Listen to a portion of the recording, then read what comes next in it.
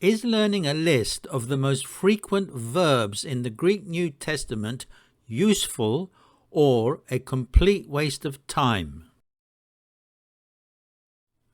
You will see in many books on Greek grammar lists of the most common verbs found in the Greek New Testament.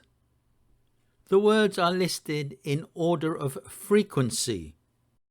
Top of the list at number 1 is imi, I am, which we are told occurs 2,462 times. Second on the list is lego, I say, occurring 2,304 times. These numbers may vary slightly depending upon which Greek text is used. The Byzantine text may give slightly higher numbers because words aren't omitted like in the critical text of the Nestle-Aland edition. The third most frequent verb is echo, I have, which occurs 708 times. Number 4 is ginome, I become, 669 times. Number 5 is erchome, I come, at 634 times. Number 6 is bieo or bio, I do or I make, which occurs 568 times. And number 7 is orao or oro, which means I see, and that occurs 454 times. So, if you learn these 7 most frequent verbs, you'll know about 7,800 words occurring in the New Testament, won't you? Well, I'm sorry to disappoint you. You won't. You'll know about 1/20th of what you think you know.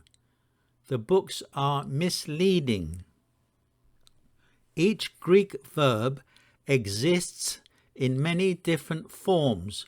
For example, some forms of imi appear as esesthe, estin, esto, isthi, o, omen, on, usa, and so on.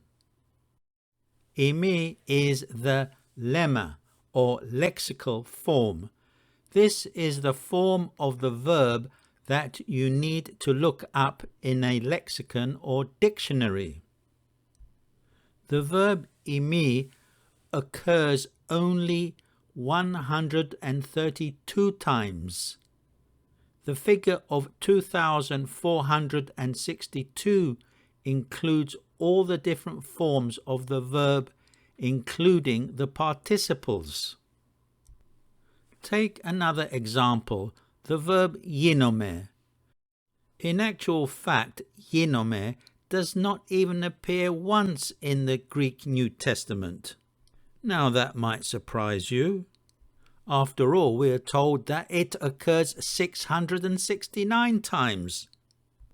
The figure of 669 includes all the various forms of ginome, past, present, and future, and all the participles.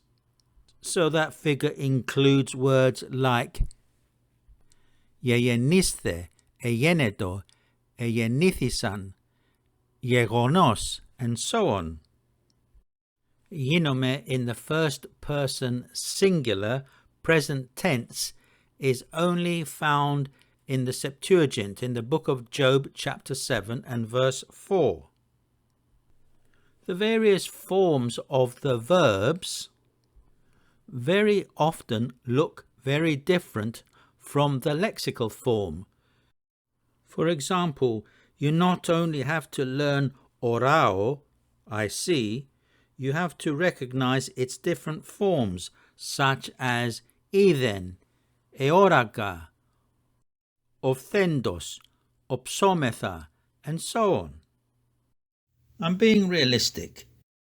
If you are struggling to understand the Greek New Testament. This is the reason why. There's much more to learn than these books make out.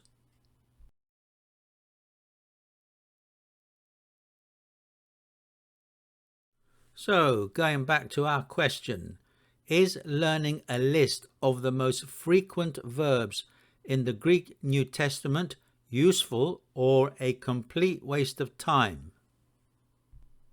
Well, I would answer it's not a complete waste of time.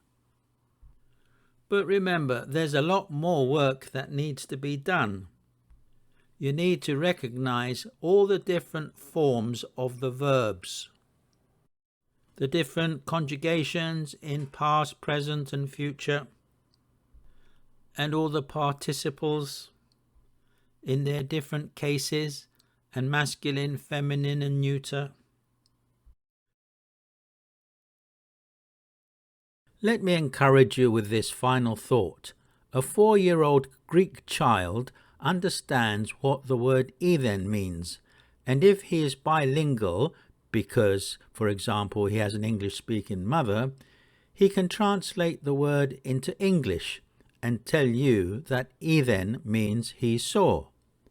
But he wouldn't be able to tell you that "ethen" is a verb in the indicative, aorist, active, third person singular. All these grammatical terms don't really matter, as long as you understand that "ethen" means he saw or she saw. If a 4-year-old child can understand "ethen", so can you.